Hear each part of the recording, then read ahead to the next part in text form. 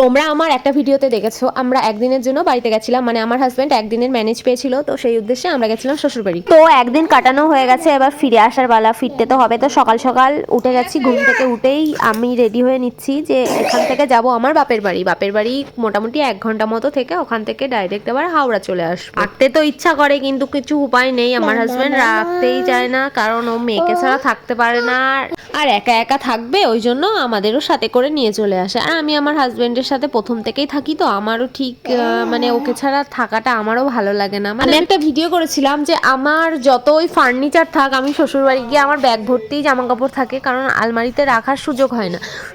সুযোগ হয় না বলতে আমরা যাই 1 দিন 2 দিনের জন্য, তাই আর আলমারিতে রেখে কি করব, যেগুলো থাকে থাকে ওখানে। আর একটা দিদিভাই আমাকে কমেন্ট করেছিল যে আমার ফার্নিচার কি আমরা কোয়ার্টারে নিয়ে চলে এসেছি। না গো দিদিভাই, কোয়ার্টারে আনার প্রয়োজন পড়েনি, কারণ কোয়ার্টারে যে ফার্নিচারগুলো আছে ওখানে কোয়ার্টারেই থাকে, আর এইগুলো যেগুলো ওগুলো আমার শ্বশুরবাড়িতেই থাকে। আমরা আনিনি, কারণ এখানে যা কেনার আমরা কোয়ার্টারে আমাদের সমস্ত দরকারি জিনিসপত্র আমরা এখান থেকেই কিনে নিই।